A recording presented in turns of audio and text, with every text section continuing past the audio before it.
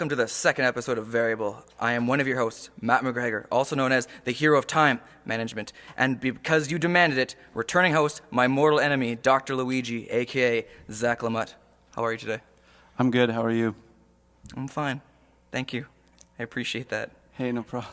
We have a special guest this month to join us in our trip around the current video game universe. Just like last month, I came up with a special nickname for you on Podcast Variable. And beside me for tonight's event is Kevin Shawanda, a.k.a. Cabbage, a.k.a. Cabbie, a.k.a. Operation C. Beautiful. I love it. Like vitamin C? Like vitamin C, but it's an old Contra game for Game Boy, Operation C. And the C can stand for Cabbie or Cabbage. Not Kevin, though. No, never. Today we're going to talk about some recent news and topics floating around the video game ether, and also a little game that we have been playing a ton of, Splinter Cell Blacklist. Ooh. All right. That was a trifecta of... That was a three-way. No stranger to those. In a good way, in a good way. All right, gentlemen, let's jump into it. So first on the chopping block today is game difficulty. This is the first topic. And so what we're going to talk about is most difficult achievements. Not achievements in the sense of an Xbox. Achievement in your own personal gaming career. So we want one old school. So these are worth 0 Gs. These are all worth 0 Gs. You know what? You can give a point value. I'll give a point value when you tell me how difficult it is on a scale of 0 to 100. Maybe a prize? Maybe a prize. I'll look into that. All right. I hope. Okay. So one old school, one middle, and one recent. So old school would be, you could do anything from like Super Nintendo, Genesis, regular Nintendo, like the NES. Right. Middle would be something like PlayStation N64 era. And recently would be like PlayStation 3, Xbox 360, Wii, the Wii. Right. Whatever you're feeling. So I'll kind of get the ball rolling here if you guys want to have a time to think about this one a little bit. Cool. So my old school one isn't really anything that was difficult. I didn't sit and do this for a long time, but I never owned this game. But MegaMen 3, my favorite old school game. It's a great game. Oh. And Give us a minute here, guys. A little bit of wildgasms. Yeah. So basically, it whenever I'd go down to Toronto, where my mom's side of the family is from, there was a little video game movie store rental place, and I'd rent MegaMen 3 every single time, and I could never beat it. And once I did finish it, it was potentially the greatest moment of my childhood, bar none. Middle, Star Fox 64. Oh, yeah. I crushed that game. Yeah. So it was you in the multiplayer you'd be in a jet, and then once you got a certain achievement you'd unlock the tank, but you'd have to get a medal on every single planet in order to unlock a little guy running around with a bazooka. Running around. Yeah, I remember that. And once I got that little man, Beautiful. So, okay, and recently I've been really racking my brain on this one because I have two of them.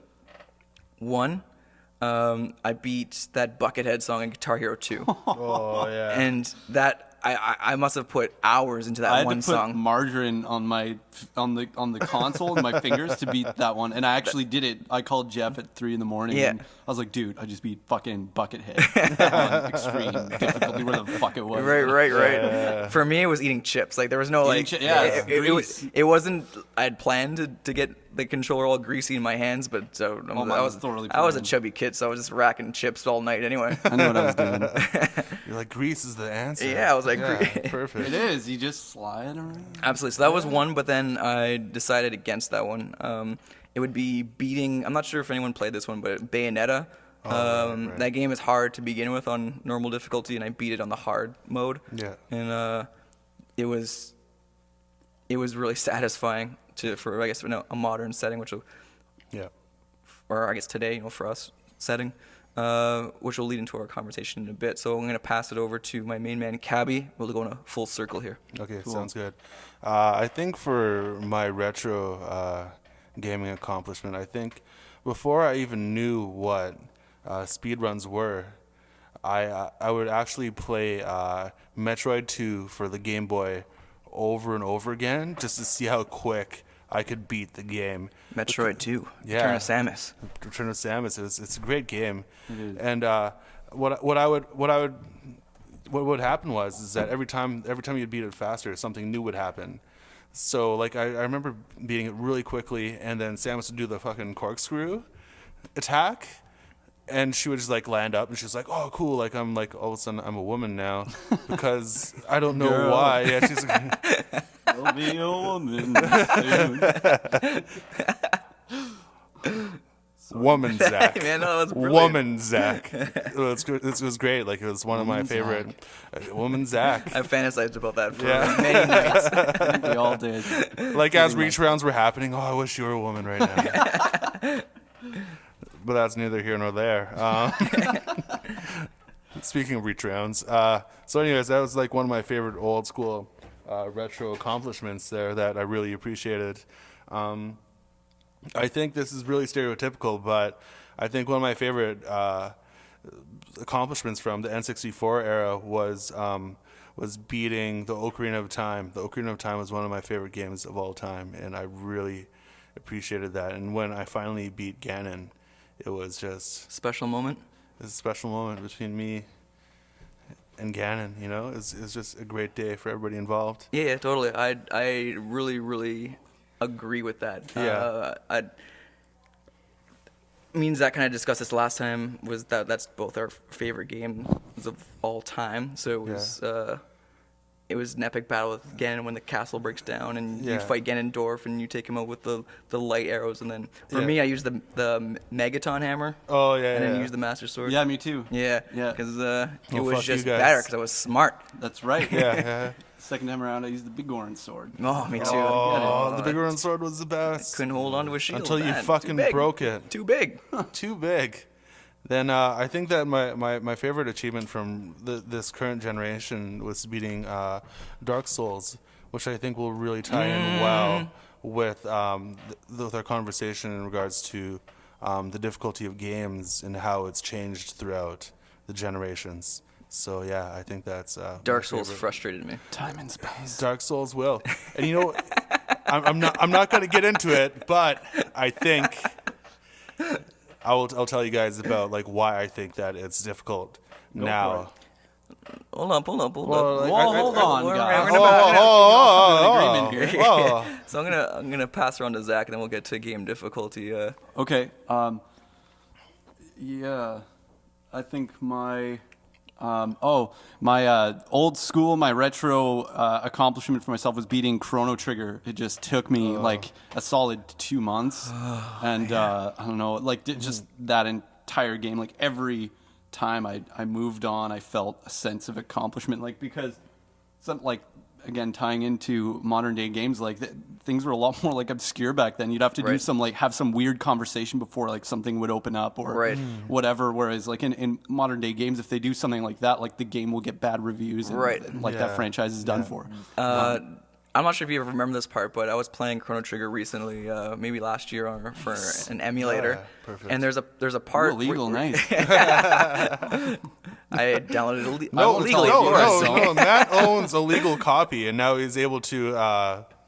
I ripped it right to my computer. Yeah, perfect. If any cops are listening, we have purchased the real copy in 1993, and we Please stop still listening. like Capcom owes us Big time. Yeah. big time. Copyright. So there's a part where you're chasing a mouse and you need to get Yeah. information from him. Yeah.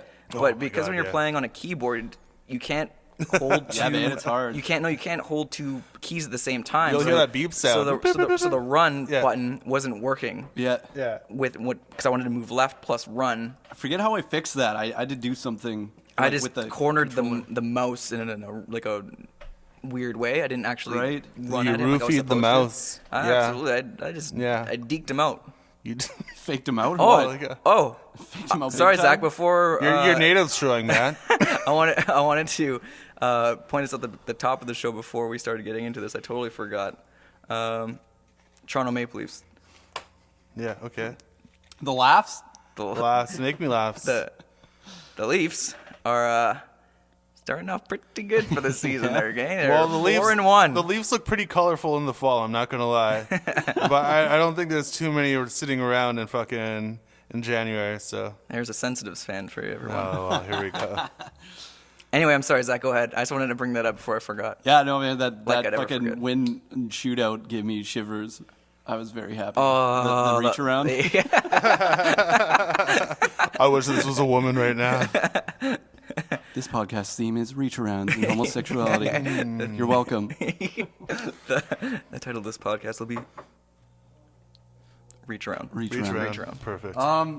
Perfect. Okay, so anyway, yeah, Chrono Trigger. Perfect. For middle-aged console, I'm gonna say one game that was pretty important. PS2 counts for that too, right? I'd imagine so. Why not? Yeah, it's pretty. No, I'm gonna go with the Nintendo 64 game. Mine was the, and this was simply like accomplishment. It pissed me off at the time, but like when I was done, there was a profound sense of accomplishment, especially because I was very young at the time. But Right. Ocarina of Time, the Water Temple, Oh my God. that dungeon itself, I think, took me 3 or 4 weeks. Like, and I'm talking, Yeah. I was young, unemployed, And it dull. was the summertime. I would wake up, I'd burn on Ocarina of Time all day, all evening, and then I would go to sleep, and I would dream about Ocarina of Time, and then I'd wake up and keep playing. It took me like 3 fucking weeks to do it. Do you want me to upset you right now? Okay, I watched a video recently of a blind person playing whatever. the Water Temple, and he beat it. Whatever. I'm not sure how long it took him. Just but now. So he's been working on it since He's it been came waiting. out. He's Anybody been could say trying. they're blind. Hey guys, by the way, I'm Except blind, for him. and I beat Chrono Trigger, Ocarina of Time, Killzone. Oh, geez, the list goes on. Guy wasn't blind. Plus, I'm blind. Wow. Oh. Can we edit this out? No. We're having a conversation. No. This is why people are listening. Sorry, the 16 of you that's going to be listening to this podcast. That's right. I'm so sorry. I apologize for no one. Nah. Newest was getting through in the game The Last of Us, getting through the basement portion when you have to fight the bloater in the scary dungeon when you start the generator. I beat it on hard my first time through and I didn't die. I got slaughtered about 10 times. I was really happy because I was very there's a lot of achievements I have from like new consoles. Like that's the one that's very recent for me that I was like, oh, I'll eat it. Right. Yeah. But my nerves were shot. Like I had to stop playing right when I beat that because I was like a wreck. But, Right. like I got through it without dying and I felt That whole very sequence is accomplished. really, really Yeah, terrifying. it's super terrifying. When Joel falls into the basement. Yeah. Oh, man. Actually, it's so- after that, for me, the game got easier. Like it just seemed like after that, I could keep my wits about I'm me. really happy for you, Zachary. It got harder for me as the game went on. Yeah. Way. I had problems with the school. Like that was like. The university? Yeah. No.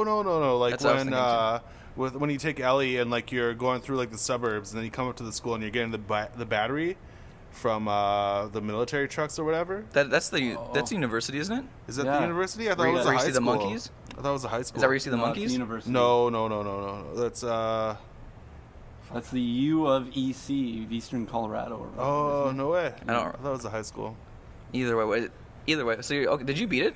No. No. Okay. Oh, You- fuck no. Well, no, I was playing it, and then like I heard about like some stuff, and I was like, whatever. Well, I'm Go trying to for it. think now. There is a high school. Well, it's right? when you meet that crazy guy for the first time, like Bill? Bill. Billstown? Yeah. You go through a high school in that? Oh yes. Yes. Yeah. Where you- Okay. Yeah. What was hard about that part? You just everything.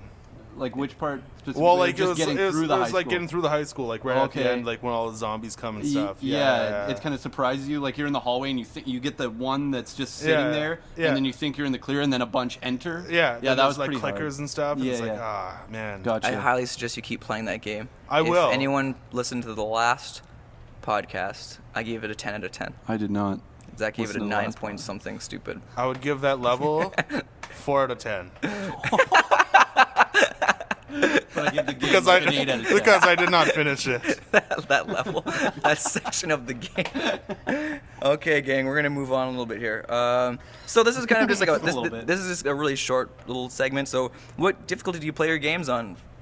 And I sent to Zach this time first. Usually when you start out. Yeah, usually. Well, lately, I guess the last like 2 years, I've been rocking them on hard. I don't know. I've been playing games for a while. I feel like I'm at. It really depends on the game, I guess. Like, I've had some difficulties playing some new games on hard, like Splinter Cell, the newest one. When I started that one on Perfectionist, like I was like, oh, that sounds really cool. Like, it sounds like you really got to take your time and play it smart. And you know, I would really like to take my time with this game. And so I rocked it right away on Perfectionist. I had a really fucking hard time. Right. And it's also because you got to really like earn your gear. For anyone who wants to start playing the game, if you haven't played it yet, it's I don't know. I've been playing all of this Splinter Cell games since the first one came out, and I played a lot of stealth games in my time, and I had a really hard time. Yeah, so you're talking about like upgrading Sam, right? So upgrading Sam. Yeah. So maybe playing the multiplayer first, right? And then earning some Splinter Cell bucks, some cell bucks, some cell bucks. and then because you can upgrade like your stealth if you want to like go the ghost route, or if you want to go the assault route, maybe look at upgrading your armor or something, right? Right. Okay, yeah, because that's something I didn't do either. I jumped right into like the single player. Yeah. Right. But yeah, like I'm really happy I played Last of Us on hard. Like I was watching my brother play it on normal, and it just seemed like supplies were everywhere, like compared to what I had experienced, and it was kind of cool how much I would like literally almost like crack a smile when I'd find like 2 revolver rounds or something. Yeah, like, absolutely. It was really. I definitely do not regret playing that through on hard. I think it added to like the tenseness of the game and that experience. For the most part, I play things on hard. To like the atmosphere of the game, whereas like you're in a post society, post-apocalyptic. Yes. The Mel Gibson film. Ever since that movie came out, I've been playing games on hard. Oh, he was sexy in his time. All right, Cabbie. Now that we got Zach's desires out of the way. Well, I think that we were talking about perfectionist in terms of Splinter Cell, but I feel like I'm a consumptionist in terms of playing video games, because I really like, because it's so hard for me to finish a game, because I have such a personality in which like I play like a game, I play it hard, and then like I lose interest really quickly. Really? So like even though I did finish Splinter Cell and I did appreciate the single player, except for the ending. I'm not going to spoil it for you guys. But we'll spoil it in a little bit. We'll give some spoiler warnings. Yeah, we'll Mel Gibson spoil it for everybody. Yeah. The white people come.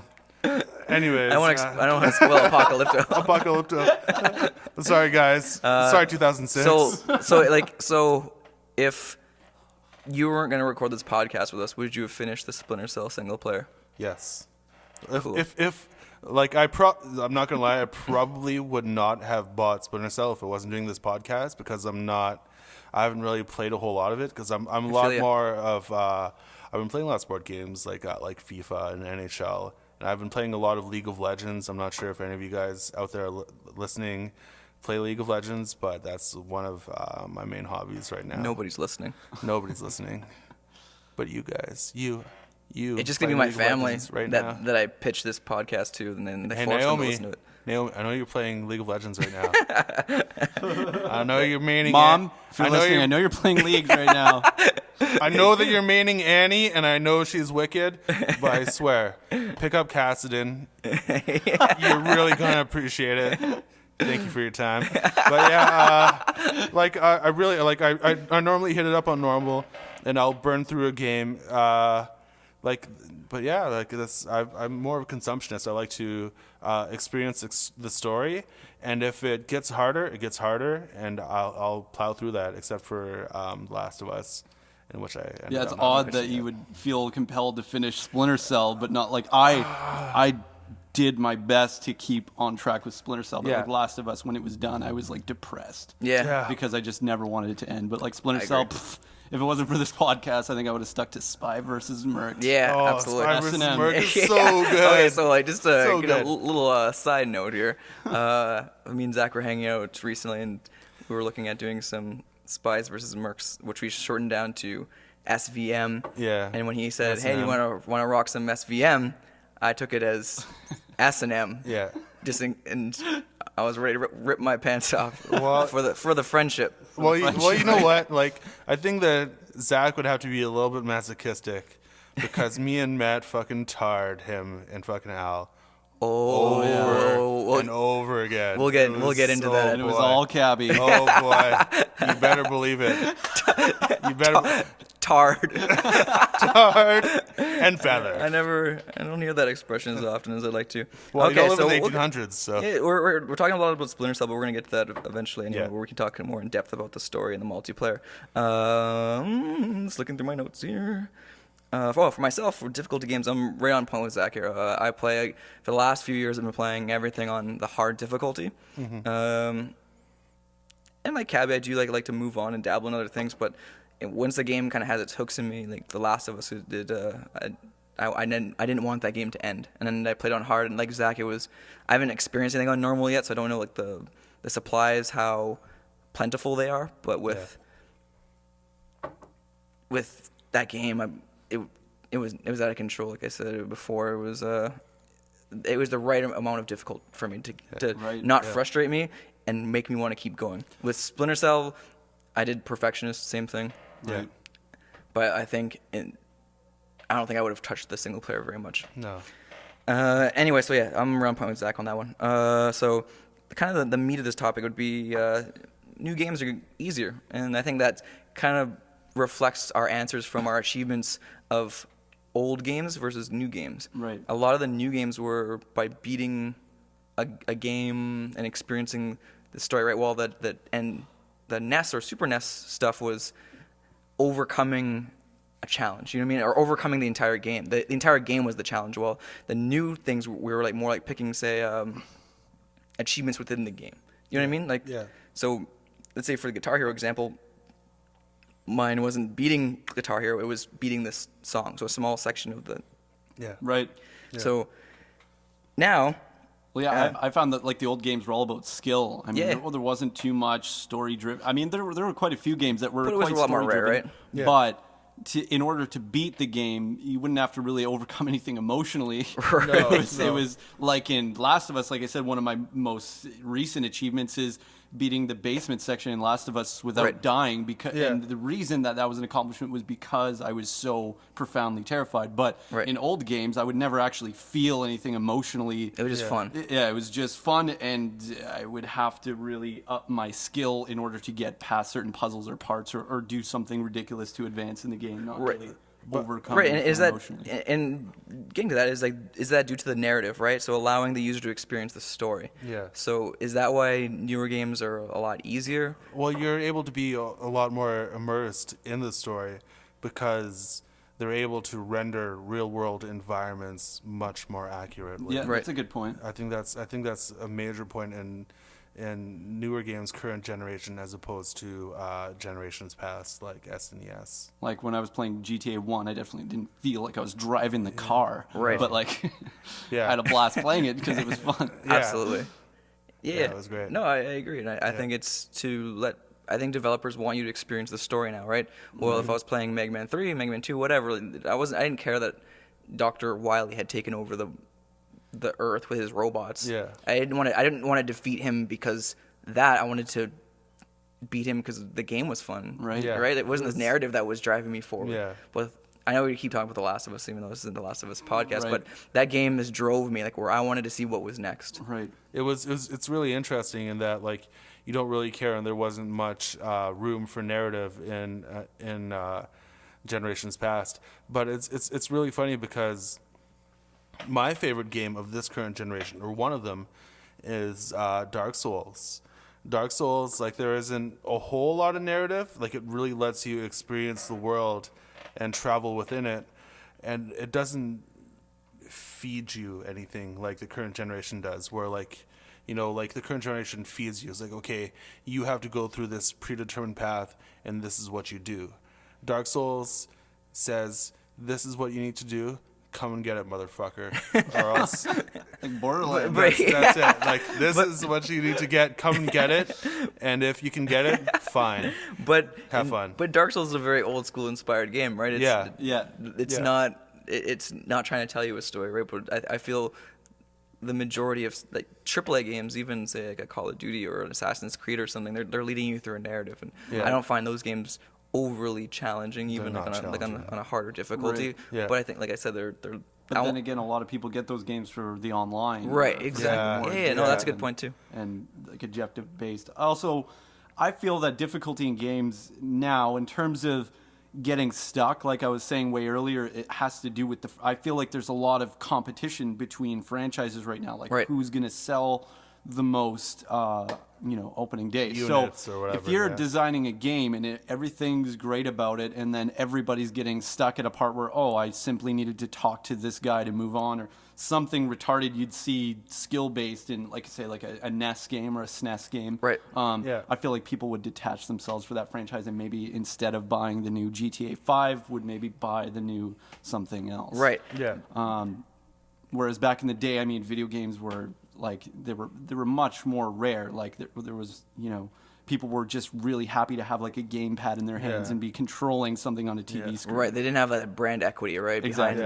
Behind these franchises that they have now, right? So something like when you look at maybe Zelda, I guess, is the best example of something that had brand equity from this, like, from very early on. right on to Super Nintendo with like Link to the Past, right? Right. This is just going on from Zach's. This is a perfect segue to Grand Theft Auto 5 and talking about franchises. Dun dun dun. Grand Theft Auto 5, the big one. The big one. The big one.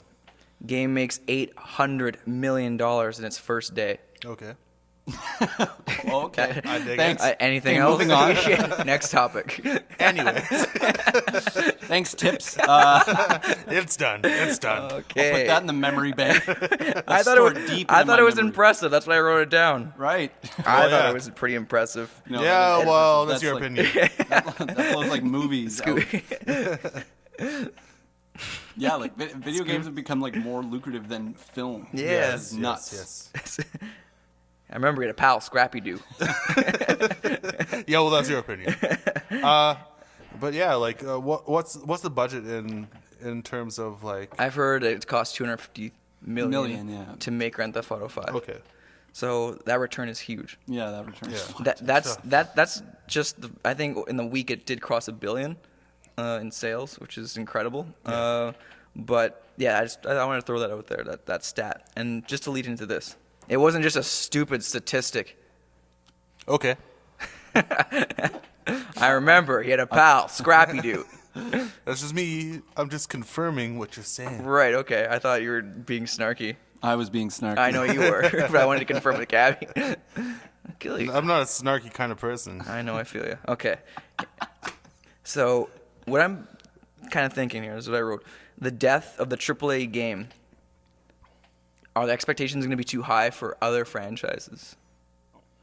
Yes. Yes. Okay. So, like, I mean, like, I don't like maybe know. like Done and done. Do these type of games become more of a rarity where we see a lot more mobile games? We see a lot more smaller type of games, like say like the length of like a Journey or something. That's a 2-hour experience because game companies and publishers they don't have to take on the risk of a large AAA game where you put $250 million behind something.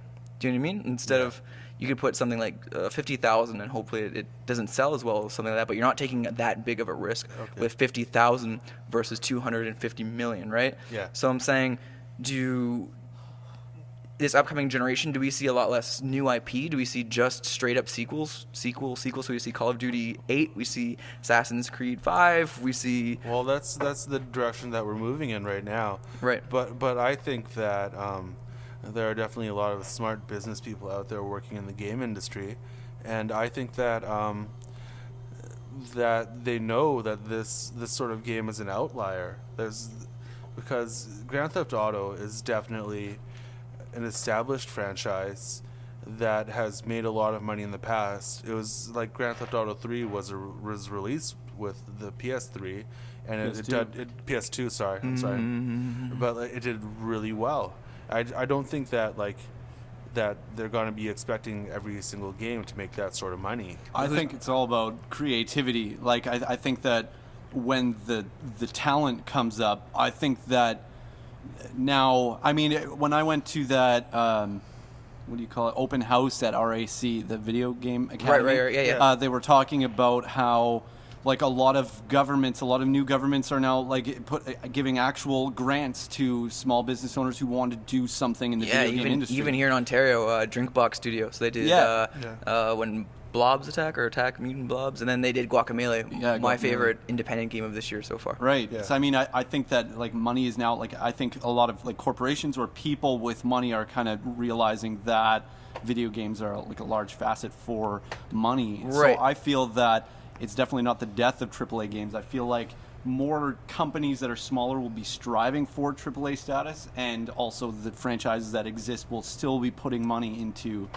either like new IPs or sequels. But I agree in a sense that I think we're looking at a lot more sequels. Like, I don't think GTA will die anytime soon. I mean, they'd be stupid to cut or quits now. Yeah. And same with the Assassin's Creed franchise is massive. Call of Duty is obviously not going to give up. You know, there's a lot of games like that. Yeah, absolutely. I think that there's going to be a lot more sequels. And I think well-established studios will be given the opportunity to create new IP, as long as they continue putting out that old IP that's making money. So I think, say, Naughty Dog, they're allowed to do new IP, so Sony's going to let them do that. Yeah. But at the same time, they're going to have to put out Uncharted games out. Right. So if they have a 2-year cycle, so where a Naughty Dog game comes out every 2 years, it's going to be Uncharted, then a new IP, Uncharted, then a new IP, or something until they, maybe even The Last of Us, until they all pass away in an unfortunate bus accident. Here lies. Yeah, well, even I think it's Ready at Dawn. They made the God of War PSP games. So there was 2 of them. And then they were allowed to create their own IP. So The Order comes out, I think it's 1886 is the title of that game. And they had to work on old Sony IPs for years before they were given the reins of something else they could create on their own. So I think studios want to create new IPs. It's the risk, right? It's the publisher that is fronting the bill. Yeah, so I think new IP will exist, but I think there'll be fewer and far between as we move into a new generation where games are becoming a lot more expensive to develop. I think the creativity is going to be at the lower level, or not the lower, but the like the independent level or something that on the small level, right? Like, although Journey was an independent game, it was still published by Sony. So is it really an independent game at that junction? Well, there is room for more like I guess art house games where there's it was being released. I'm not sure if it's been released already, but Beyond Two Souls.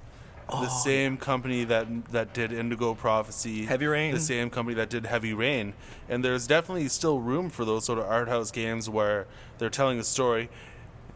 Too much story, maybe.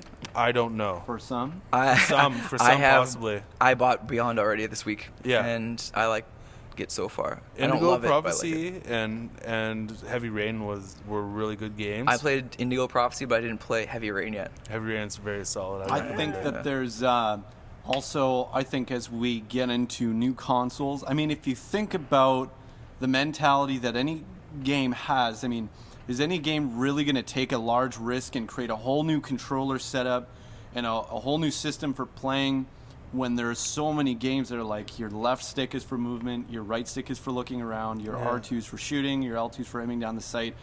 Shit like that is so ingrained in video games right now that is anybody going to take the risk and say, like, no, I'm going to do something much more like realistic or different. That, like, here's how I would like to have this played, so I'm going to go ahead and do that with all this money from this whatever and blah, blah, blah.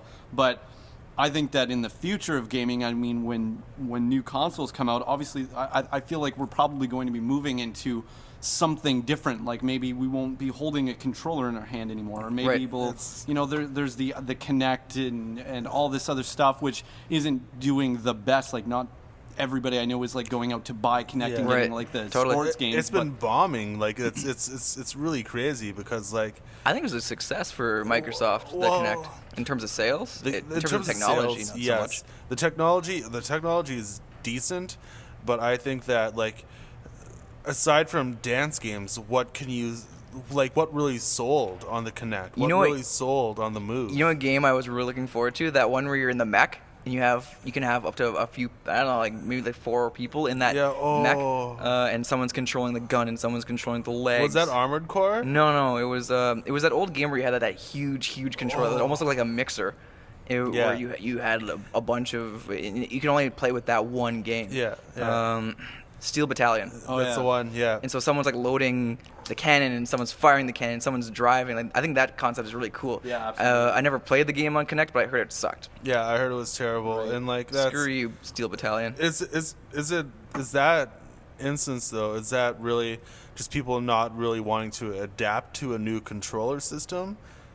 Yeah, totally. I think the video game industry is young, right? So, I mean, like Zach said, we use the left stick to move, we use the right stick to move the camera. So, I mean, this has only been around for a few decades, right? But exactly. And plus, that's what I mean. I feel like there's lots of room to advance in the technology. I think that somebody very talented is going to come up with a system that people could let go of that classic stick setup and really immerse themselves into something new. And I think that the game industry is going to play around that. Like, that's where I see a lot of new IPs. Like, you know, how is Grand Theft Auto going to adapt to that? How's Naughty Dog going to adapt to that? Right. How's Treyarch going to adapt to that? Like, it might not be as good as maybe some other talented people that really sink into that medium versus, you know, what exists right now. Think how long we've had the analog sticks for, right? I mean, we've only had them for how long? Maybe like 10 years or so. I mean, it was on the PS1 when the analog controls came out. So, I mean, that's still pretty new. Have you guys heard of Oculus Rift? The 3D goggles or whatever? Yeah, 3D goggles. Yeah. Right. Like that's something that's really interesting that's coming down the turnpike right now. Totally. And I think it's gonna be really cool. It's gonna be really like along the lines that Zach was offering, where like it's new, it's fresh, it's a new way to experience games. Will it catch on? I don't know. I think the time will really tell. I think the price tag will tell. The price tag, and that's exactly also what I was saying, or what I was going to say. Yeah. Why did I have so much to drink earlier? But yeah, the accessibility, right? Like, and especially I think a lot of people are freaked out from like Nintendo, who had Robbie Robot, and like who had, you know, like like most people had the gun. Yeah. But how many games? Like, I would never go out and like the gun would never sell the NES for me. Right. It would be the NES console. But didn't it blow your mind as a child? Absolutely. Like, killing ducks. And that's that what I mean. stupid fucking dog, dude. I know, man. Fuck, dude. You know that dog would be awesome in Smash Brothers. Bring him on. Yeah, no shit. I would love to beat him. I'd love to be him. Over and over again. Just be him. Just be him. Sorry, Zach. I know I interrupted you, but it was No, it's cool. But yeah, accessibility. Who's gonna take the risk of buying? Like, even for myself, like I got a PS3 with my controller. That's a lot of money that I've sunk into gaming, but there's such low risk because everything that comes out virtually is compatible with that. Right. Whereas if I get like, say, like the car with the steering wheel and like a gear shifter, like that's badass. But do I want to sink $250 into that when I could only play it with certain games? right. And even like we talked about earlier, how like fast we consume games, right? Like Cabbie, you were mentioning how you kind of move on relatively quickly from one game to another. So I mean, you'd have to be really, really into that one game, right? So you're talking about the steering wheel. If you're really into Need for Speed or Forza or Gran Turismo, you're gonna have to make that investment, right? And there's always those niches, and there's also at the same time there was a niche for band games, for peripherals, for like stuff like Rock Band. Yeah, Guitar Hero. I think that broke beyond just a niche. I think that broke right into mainstream, right? It did, but like it didn't last. It wasn't. It was just oversaturation. I think if they were careful with that brand, I think some people would still be playing. Right. I'd play it still. Like if they made like a good game, for sure. I'm really just off topic, but I'm somewhat on topic. I'm curious about the next Rocksmith. It comes out next year. We actually use the guitar. Yeah. Right. So they already released Rocksmith, but there was a latency issues for me. Problems. Yeah, there was. So if I strum the guitar, and it's showing up on this, or it's coming out of the TV like a millisecond or a full second later, it bothers me as a musician. Well, yeah. But I've heard that's being fixed, so I'm very curious about that. But I'm not sure enough to drag me back into the fold of that franchise. But like Zach was saying, I don't know if I want to sink the money, even if it's like $80. Do I really want to sink the money to that connection piece? For like a patch cord that just goes into your PlayStation. Yeah, like that would have blown my mind like 10 years ago. Yeah. But right now, I was oversaturated with music games. Yeah. Anyway, we're gonna move on to just for some fun here. We're gonna talk about Grand Theft Auto 5. Favorite Grand Theft Auto memories. I have two in particular that I thought of. Again, I'll start. Let you guys think about your favorites. One was Grand Theft Auto 2. I had my cousin's PlayStation, which I never owned a PlayStation, and Okay. He was at my grandparents' place and he left it there. And whenever we would go to visit my grandparents, my mom would take me to the video store, like I was saying earlier, and let me rent a game. And so I rented Grand Theft Auto 2, and I was probably like 10 or 12 or something. Yeah. And I thought it was fantastic. I had so much fun with that game. Yeah. And my uncle came up, and he was a cool cat. And he came up and Talking about him like he's dead. God rest his soul. Like he went insane or something. Before he got locked up there, he was a cool guy. Very quiet. Real cool guy, never bothered anybody. Never harm a fly. Oh.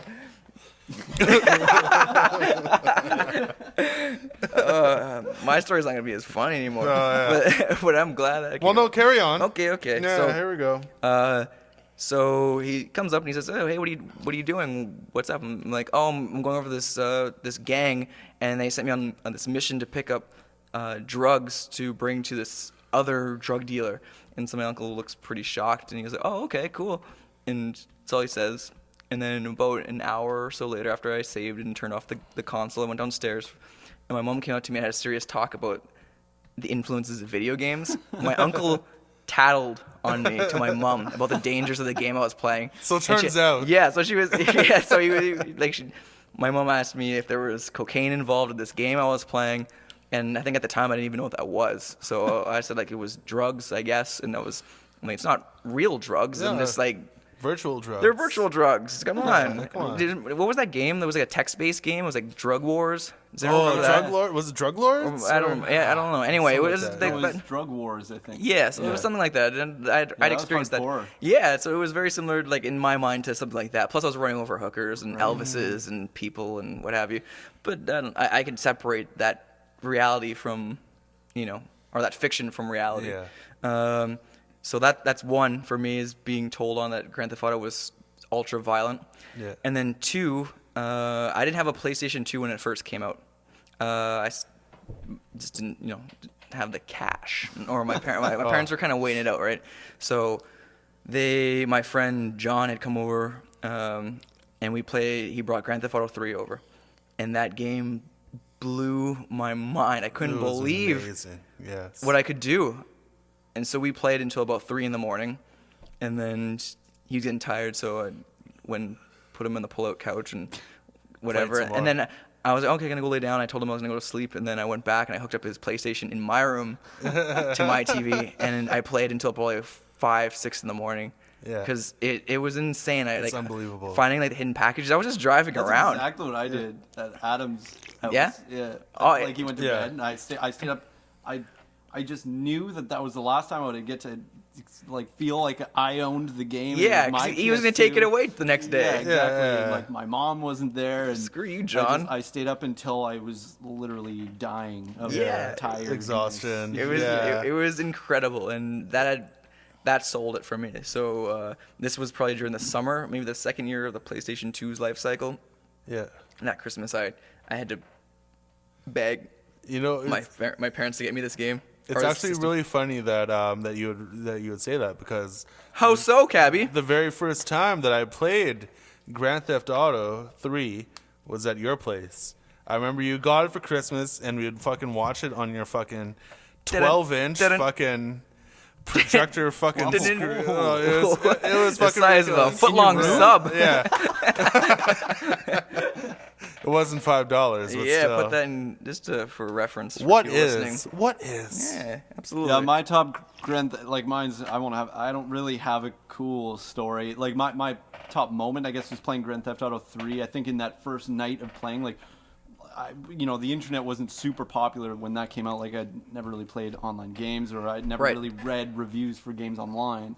Everything I did was like in magazines or whatever, but Right. I had no idea that there were airplanes you could drive. The Dodo. Yeah, the Dodo. So when I found the Dodo, I lost my shit. Oh, yeah. So It's so hard to drive. Ridiculous. It was hard to drive. I Impossible. cruised in that thing for the longest time, and then finally, like, I spent probably 4 or 5 hours trying to get it into my garage so that I could have it forever.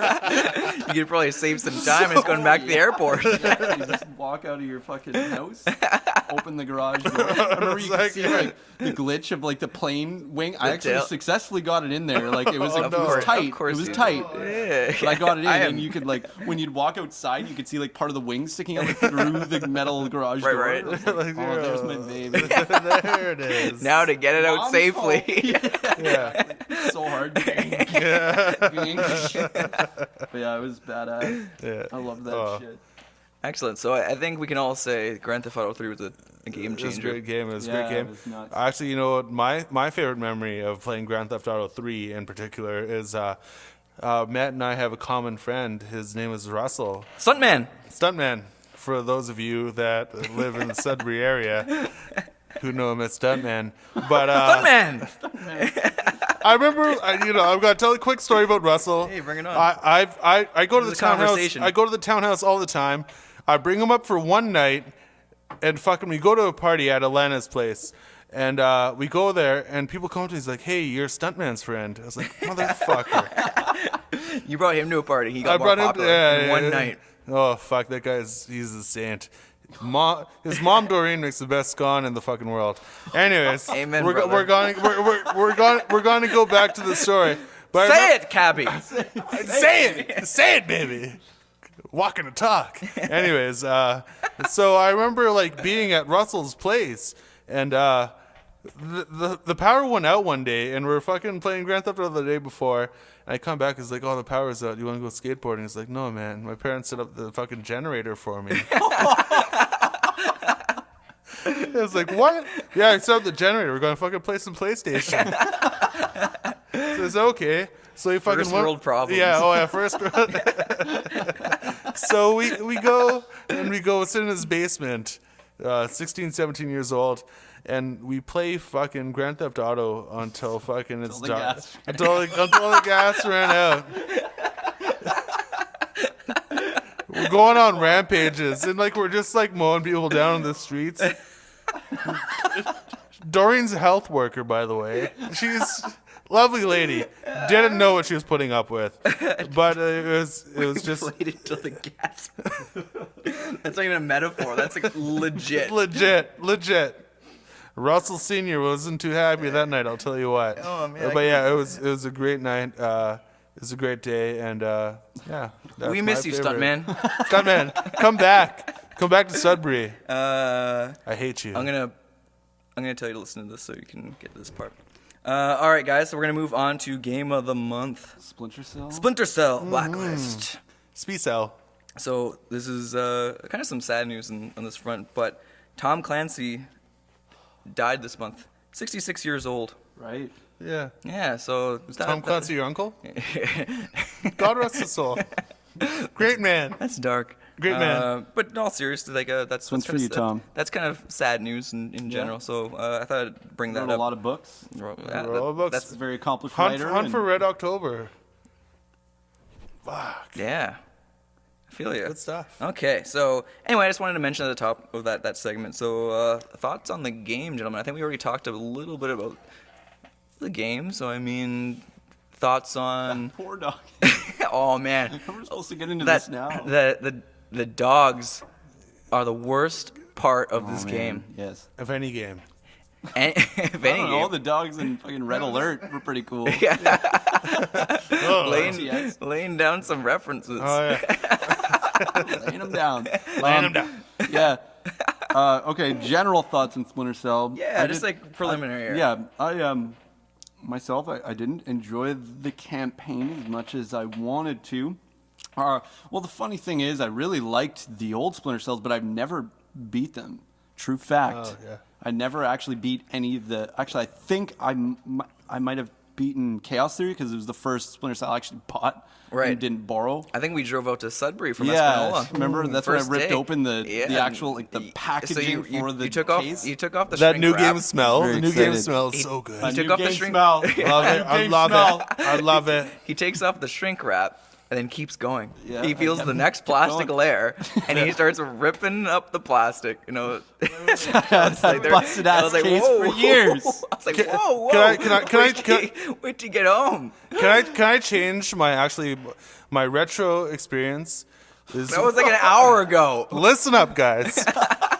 So like my favorite is when you open the box and you look in and you read the booklet. Oh, and you found the story. You read the booklet and you go through all the weapons. That's one of my favorites. That is an excellent memory. Stupid to like bring that up old now, game but smell. yes, I agree that's Yes. a very interesting moment. I liked opening up the books and smelling them deeply. I It's still not like do that. Nintendo, I still do that. Usually like chapters, even just regular books. right? It smells like Nintendo. It still smells like Nintendo, no matter which book. Yeah. Anyway, I bought that game primarily for the online Splinter Cell. Going back to Splinter Cell, S&M. S&M. Yes, sir. So it did not disappoint me. It kind of did at first, basically because the spies have the ability to kill the mercenaries. That's Absolutely. Okay, I want yeah. to tell a story though about Splinter Cell Pandora tomorrow.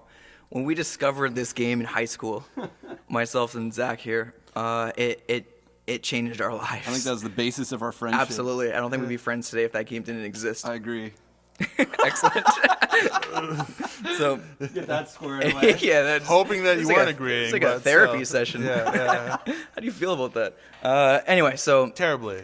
we skipped a few classes and we set up televisions facing the opposite way, so like battleship style. Battleship. Yeah, exactly. So we In my mom's basement. and Oh, actually that's Kurt fair. Marcoux's Oh, in Kurt basement Marcoux's? originally. Oh, during yeah. our lunch, we'd skip classes and play or go on our lunch breaks. This was also before online gaming as That's well. right, So so we're like doing friends would LAN. actually come to Kurt's like at lunch hour and like watch us play because Yeah. there was like a local area connection Yeah. and nobody knew how to do that. Oh, I mean, it wow, had yeah. blown people's minds. Yeah. And so, I think it was the third one had come out, and it was around the time it had just come out, and we went to Zach's parents' place. We set up our televisions battleship style, and we were supposed to go to a party that night, and we played from after school, so let's say like 4 o'clock till 8. And then Zach looked at me and he's like, "Hey man, so we should probably start walking into town to head to that party because it's gonna start relatively soon." And then I was like, "I don't want to go to any parties." And then Zach looked back to me. He's like, "Me either." And Let's rock and roll. yeah, we played Splinter Cell until probably about 8 in the morning until Zach's parents woke up to I don't know do their daily whatever, and we're very disappointed to find us still awake. We ate an entire box of Freezies. Like not those like Yeah, standard oh, yeah. boxes, the fucking like Costco The style. bulk. Yeah, that stupid fucking polar bear on He it. had given us a thumbs up. He knew I was gonna have a stomach ache knew I was later. gonna have a He problem. didn't Knew tell it. me, but he knew. But it was That stupid bear. But that was yeah. one of my favorite gaming memories. Period. Yeah, absolutely. Me too. Like, especially the concept of you play multiplayer games for your like GoldenEye, like that blew like my friends in my minds and me and eyes. All my friends and I, it blew our fucking I minds. had so many friends. I, I just had can't way keep too track. many friends. I had 4 My friends. friends and eyes. But yeah, like Continue. playing like GoldenEye or Siphon Filter or whatever. Like actually, I remember my brother and I Siphon playing Filter's Siphon amazing. Filter Yeah. for PS1, and Yes. we actually Great game. Gabe Logan. we yeah Oh. we had Wow. this card. We took a piece of cardboard box and like we did the vertical split, and we like we put the chairs at like opposite ends of the room, and then we duct taped the cardboard down the center so we Yeah. couldn't see each other's screens. Right. And that was kind of the first taste of something like if you were hiding or doing something Yeah. like great Yeah, that there's the no other screen person couldn't watching. screen watch. So, Exactly. yeah, Yeah. we're deterring screen watching at this point, I right? mean, and Yeah. not only that, Pandora Tomorrow had their multiplayer shit together, and same with Chaos Theory wasn't bad. The maps in Pandora Tomorrow were fucking amazing. what was the factory? Was that the name of like their warehouse? The warehouse. Yeah, the warehouse. But they had warehouse in Chaos Theory. What I really missed in Chaos Theory was the hospital. Or the lasers on the door. Right, the Oh. lasers on the door. Yeah, man, that was so cool. But Yeah. yeah, one of my fond. We played way too much of that fucking game, and we never got sick of it. It's so good. Even when we were talking about doing the podcast for Blacklist, we were even thinking about doing the Splinter Cell trilogy. Right. Instead of just play those instead. Yeah. Just for old time's sake, and those don't come with the multiplayer component. Those are No way. those are forever gone. I was we can super bring up excited.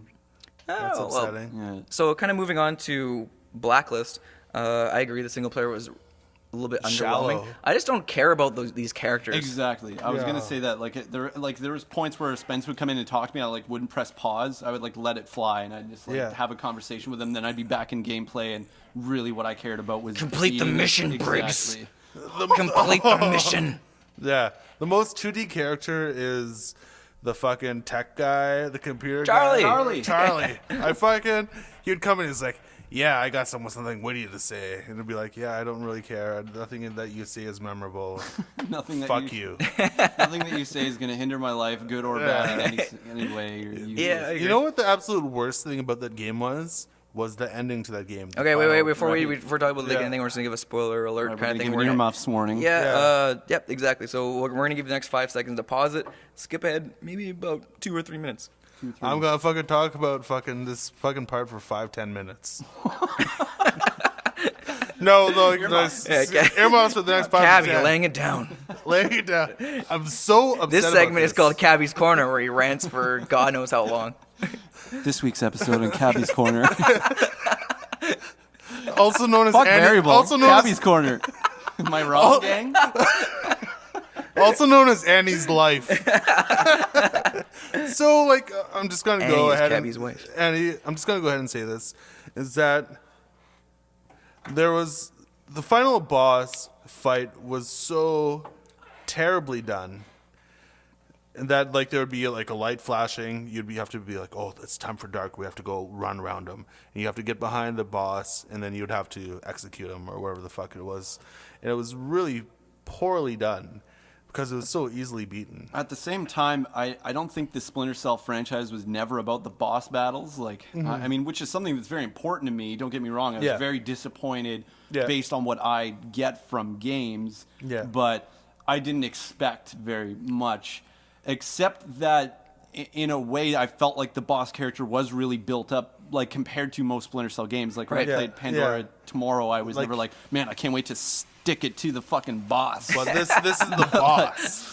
This is the climax of the game. Right, yeah, there's a lot of character development on the boss. There's that epic scene when he earmuffs when he slits the soldier's throat in front of the camera, and he's talking to Sam, not the kid. And Literally, that was kind of cool. There were some cool moments on the, in terms still talking about the final boss battle, I didn't expect anything more. I was really happy to just be done with it. I don't know. For me, no, I agree. Everything you said. I think the character that doesn't relate in any way that's very dynamic is Sam Fisher himself. I don't give a shit about Sam Fisher. You know what I mean? It's They kept on talking about his daughter. Yeah, well, you actually can. They're copying Mass Effect, where in between missions you can walk around and talk to your crew, and you can call your daughter and stuff. Yeah. But there's no real payoff. He's like, hey Sarah, I miss you, and she's like, Dad, I miss you too. Well, that's and he's like, stay put. Everything's gonna be okay. Well, that's a big part of Chaos Theory, right? Is they kidnap his daughter. Right. One of your big missions. Yeah, I think Coben's involved in something like that anyway.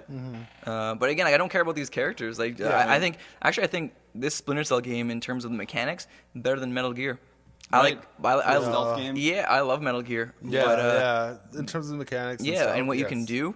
Yeah, Metal Gear to me was never something about functionality, though. It was about the universe. Yeah, absolutely. It's so interesting. Yeah. I love Solid Snake. But I mean, kudos again, to Ubisoft Toronto, right? First game. First game. I think they did a really good job with the graphics. They did really well. good job with the controls for the most part. Some things were a little jumpy to me. I mean, you're playing a stealth game. I feel like you should be able to do some subtle touches if you want. For example. Sometimes I'd be hanging on an edge or something, and I'd want to squidge over a little bit to get in line with somebody or to stay hidden. Right. But then you'd fly over, and I just felt like things were too jumpy. They wanted people to be able to move really fast with little effort. Yeah. And I felt like that didn't work for me. In the classic Splinter Cell games, you can move at a crawl. Right. If you want to. Yeah. Another thing. Is that why that we beat you all the time? That's probably exactly why. I mean, it's Ubisoft Toronto's fault. Cabbie. Thank you very much. This ends another segment of Cabbie's Corner. Little segue. Yeah. Thank you, Ubisoft Toronto. Subnote. I suck. P.S. Yeah, no, I okay, died like, so many let's times. jump into multiplayer then. Well, hold on. Another thing I don't like about the gameplay that bothers. I'm sorry, Matt, is the camera relative controls versus especially coming from Last of Us. Last of Us was genius for their functionality when you were against a wall. If you crank your left control stick against something and press an action button, that action would happen. In Splinter Cell, if you're looking at a light switch, but you're near a ledge and you want to hop over that when a guard's coming, and you press the action button, which is super universal, you run for that light instead of hopping over, and that bothered me so many times. Yeah, I see what you're saying. Totally. I think that affected single player and multiplayer. Like to escape that situation, what you'd have to do is turn all the way around with your camera, then look at the ledge, and then press the action button, which I feel is not cool in a fast-paced game like that where you got to think on your feet. Because it wasn't organic, right? Like it wasn't Well, I just found it not necessarily the organic. Like a lot of things were organic about Splinter Cell. Like I felt like the AI was very well done, except for the fucking dogs. Yeah. But well, like I mean, like it wasn't intuitive. You know? Yeah, I guess you want to do this. Like here's naturally what I want to do, but then you got to perform some controls. Like I can never really 100% immerse myself. I had to think about it like a video game. Did anyone else find out that you can, the crossbow you can unlock for Sam Fisher? Yeah. You can put sleeping gas darts in that. I never knew. Like I found that out yesterday. That's after Rock you have and like the shock darts or whatever. But So I had no idea, and I did. The gas, man. The nappy gas. Oh, master of the nappy We're going to sleep now. Okay, Matt, you nappy gas these guys. I'm gonna go left. Yeah. But when you're talking to someone, that's not funny. Like when you know what I mean. Like I didn't think Well, it was funny at first, but no, eventually that's what I mean. It just became second nature. Like you're nappy gas, and I was like, want me to toss in the nappy gas? No, man. I'm gonna shock him. Okay, 10 cool. fur. 10 fur. 10 foe. Oh man! Actually, before I forget, shout out to our main man Fudd.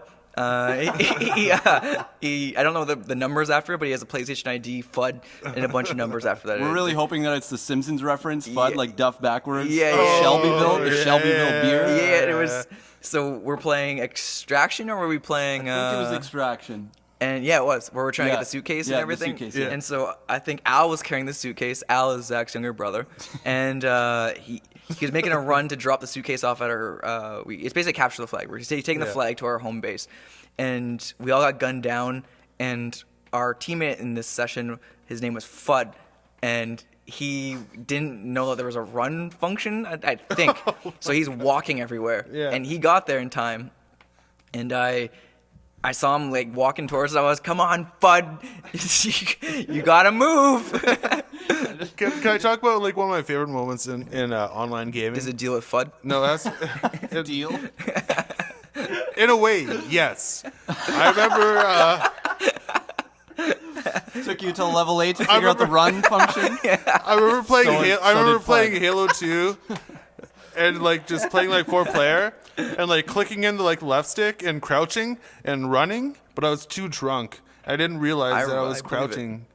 It's because you were drunk that night. I believe it. Yeah. That was the night that I fell in that hole. Do you remember that? No, because I blacked out on the way home. Oh, good times. I blacked out while driving home. When I was Sorry. 15. Sorry to that family. Okay, so moving on to the multiplayer. Yep. Well, we played. It wasn't Double Agent. What the hell was it? Conviction.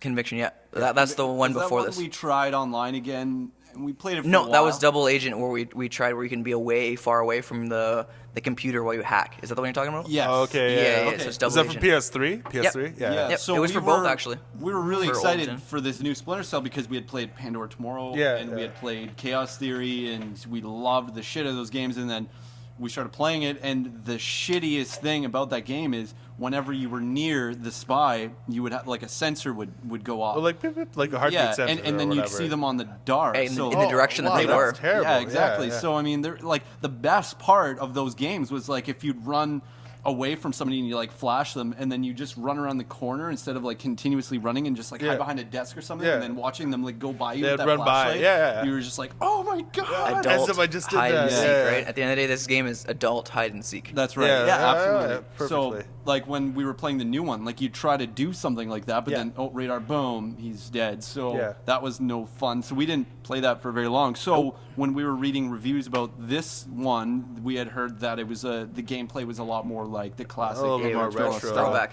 Yeah. So I would again, like when I had first played S&M, Right. Yeah. I was friendship. I was pretty disappointed with, like, the coolest thing about Pandora Tomorrow is that you really had to use a lot of other skill sets to accomplish goals. Yeah. Whereas in this one, I find it's a lot more action-based. You could kill your mercenary, whereas in the first one, Okay. it was a lot more like you use a lot more of your gear. You could use the sticky like the cameras, clickers. yeah, Yeah, the yeah, clickers, yeah. shit like that to like fool your enemy versus Yeah. just like simply take them out. But it grew on me over time. Like Yeah. it's definitely not the same as playing the classic Pandora Tomorrow Chaos Theory style of Spies vs. Mercs, but I've still had a lot of fun with it. Yeah. Yeah, absolutely. I think when I'm a mercenary in Blacklist, I'm really terrified. Right. Yeah. And when I was playing Pandora Tomorrow as a mercenary, I felt like I was in charge. Exactly. Yeah. You absolutely. felt like, oh my god, am I gonna be killed Right. again by this mercenary? I Yeah. hate those fucking. And there's a lot executors. less terror I find for the spy, so it's kind of like that, that shittiness too. Like when you're playing Pandora Tomorrow, when you're the spy and you see that flashlight coming around, you're fucking sincerely terrified. Whereas in this game, like, oh, I'm just gonna take him out as soon as he comes around the corner, or Yeah. something like Yeah. that, and then I'm it's just gonna, done. I'm just gonna And do like an aerial fucking execution. yeah, exactly. I felt those were really overpowered, like Right. in this iteration. I didn't play the original, like Pandora Tomorrow, but I felt that it was really easy to just be like hanging on top of a mercenary, Right, yeah. and executing him. just fuck him up. Like Zach said, though, it grew on me after a while. Yeah. I really, really hated the executions I off think- the top. And same with Al. Like, I think the idea is we were approaching it like it was supposed to be exactly like Right. Pandora Tomorrow, but you do have to adapt to that playstyle. Like, there are ways as a mercenary to get around that. Like, you really got to watch your ceiling areas where they could hang, and you got to try to approach ways and like where there's no overhang or whatever, and use your tools in a certain way to get around getting killed. But Yep. But again, it was much more fun to me being more scared as a spy than in a mercenary. I like feeling Yep. in control as the mercenary and scared as the spy. Yeah, totally. Like working I as agree a with that. team to draw away from your teammate if you're a spy. That's No, a totally different dynamic Exactly. now. Yeah. Is We had because- always played one-on-one. Exactly, because it was a LAN thing, right? We couldn't Yeah. we couldn't get 4 Xboxes, Yeah. four Yeah. A hub. televisions. That's too many X. No one could afford a hub Yeah, in the yeah. fucking Oh, late come on. 90s. Yeah, and this is like 2001 here, for Christ's sakes. Yeah. And the idea of like one person's hacking, the other person is kind of running around and doing the distracting. I think that added a dynamic that I really, really enjoyed. Yeah. I really enjoyed being like the distractor. Right, Yeah. yeah. I think I that like was- being both. I'm much better at just hiding, like finding really killer spots, man. Yeah. But yeah, like Man. I'm much like when I'm running around killing, like, and this is how I try to explain. Like I played a couple rounds online with strangers first that had like headsets. Yep. And Yeah. I'm awesome like Yeah, that. I yeah. totally have a fucking headset. But Oh, yeah, buddy. yeah. so I was talking to this guy, and like I remember Matt telling me that he was playing with a lot of people who wouldn't really understand that dynamic. Like whoever's not hacking needs to kind of distract Yeah. the mercenaries from their area where Yeah. they're hiding, and so I was kind of thinking about that. So the way I approach it with new people, which I found worked really well, is like, okay, here's the deal, like, whoever isn't hacking is running around and trying to kill them. And I found like that just kind of made it sound more enticing. Like, okay, cool, that's a lot of action-based shit. Yeah. Instead of like, oh no, get them away from me. Like that's, I think, a lot for a lot of people to Yeah. wrap their It's mind just around. like, They well, don't play no, stealth like I want to games. kill that other person. Right, like a lot of people come like, this is nothing like Call of Duty. Like, Yeah. what the fuck do you expect, man? Yeah. So the way I would, again, like approach that is like, your job when you're not hacking is to kill them as much as you can. And I found that worked really well. It would create like a distraction in general. even if Sometimes the best strategy, even like I felt, was just to die, just to like like okay, like this person's hacking, Right. I'm gonna bring him over here, and I'm like, here I am, kill me, and then like in a couple seconds, Right. my teammate. Well, I is try to do gone. as much damage as I can. Like usually I do die. Yeah. Like when I'm a distractor, but I mean, Sometimes I don't, and Yeah. those situations are great for me. Yeah. But usually I die, and it's Yeah. necessary. But I definitely won't sit there and like throw something to distract them over, and then just take it. Like I'll try Yeah. to do as much damage as I can. Oh before man, I I'm die. whipping grenades left and right. Yeah. Holy. Yeah, you're all over them fucking Oh badges. my god. Mm. I think a lot of it was because like I was more the hacker and Matt was more the distractor. Oh man, I was destroying people. Are we talking about when we played against Zach and Al? Yes. Or okay, yeah. Oh Oh man. yeah. Oh, I'm sorry, Zach. Never I was live it down. Bring it on. yeah, okay. Let's okay. get it over well, with. If you want to just have a lay down here, just, Do you want the first reach round? brought to you by He's Cabbie's gonna be Corner. the caboose. Yeah. It was I don't know, I'm gonna rub it in. We I am. Slaughter you? Team Birch Allen versus the Mutts. It was 5-0. Is Lamutz Plural? French Yeah. for the mutts? During that game, yes. Okay. fair enough. Anyway, let's move away from not necessarily the multiplayer, but the competitive multiplayer. And last but not least, let's talk about the cooperative play shortly. Yes. I don't know, just like kind of your thoughts on the cooperative play in this game.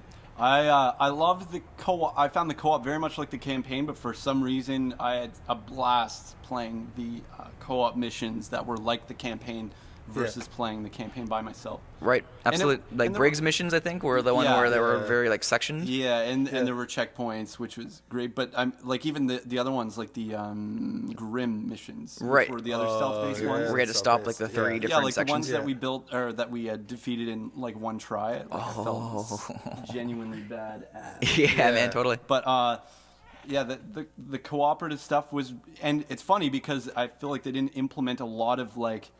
I remember in I think it was Chaos Theory. There was a co-op, right? Yep. There was a co-op, and that implemented a lot of dual features. Yeah, like there's dual boost, takedowns yeah. and Oh, boosts, and a yeah. lot of cool things you could do. And I felt like there weren't a lot of implementations for co-op, but it was still, for some reason, to me, it felt a lot more organized, and I don't know, like Is it- I felt.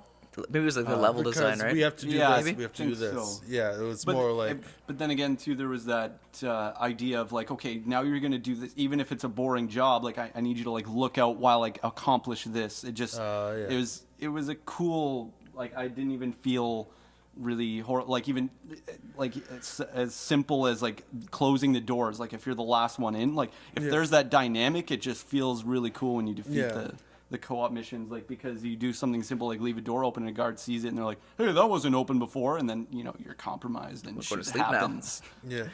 For me, I like the Happy variety days. in the co-op missions. I liked the idea that the Grim and the Briggs missions were very stealth heavy. I like the idea of like Coben missions being you take out all the enemies in this area, so Right. Yeah. very like Panther focused, I would say. Yeah.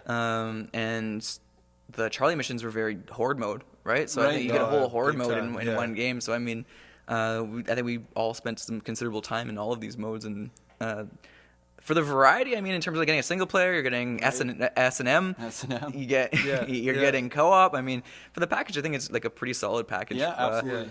So I'm gonna swing it around the room here. Cabbie, rating out of 10, Splinter Cell Blacklist. Go. Oh my god. Multiplayer was a ton of fun. I had a really good time with the multiplayer.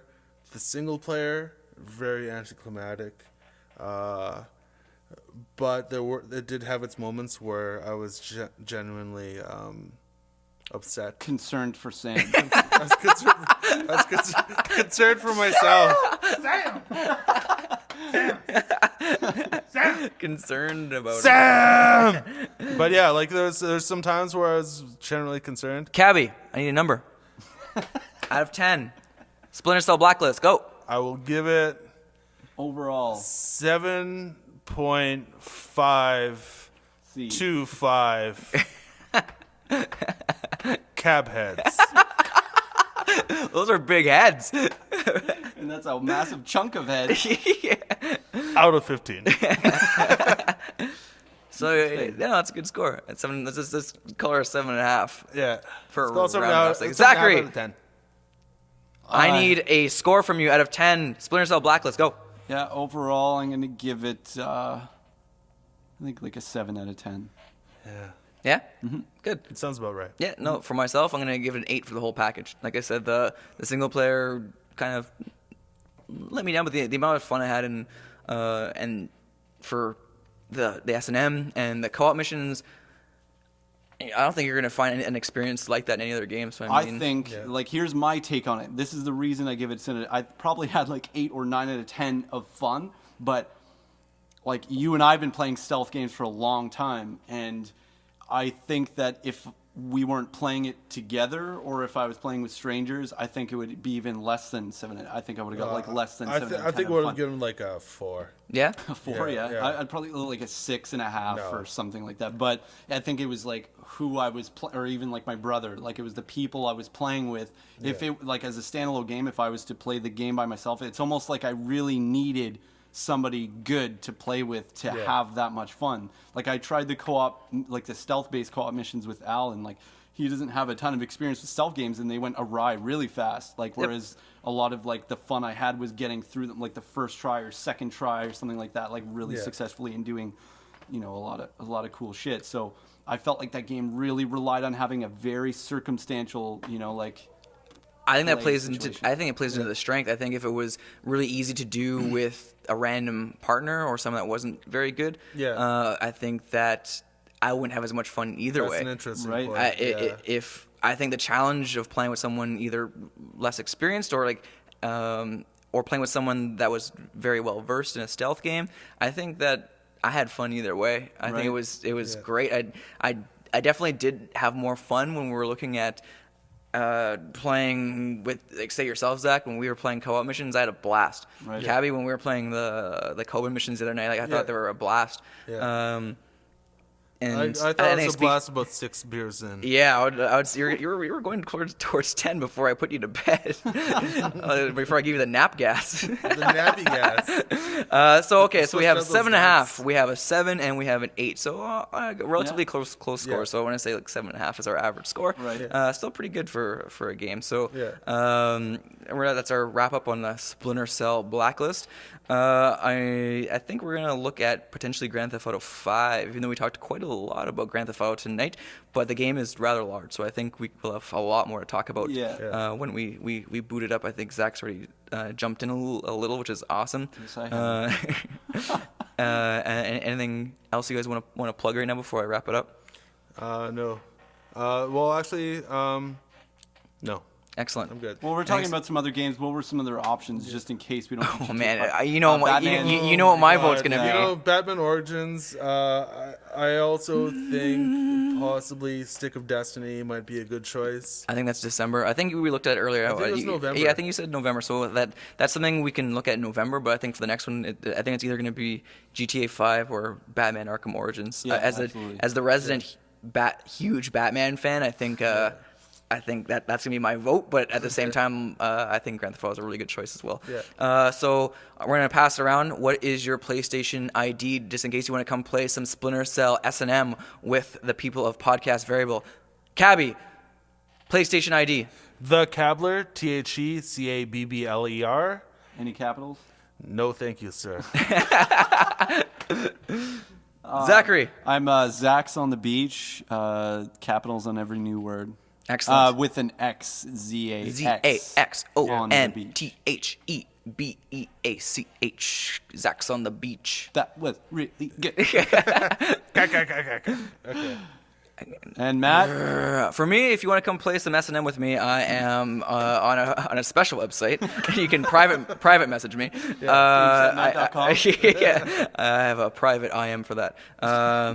So if you want to come play some PlayStation with me, I am Game Set Matt Game, GAMESETMATT, capital on every new word.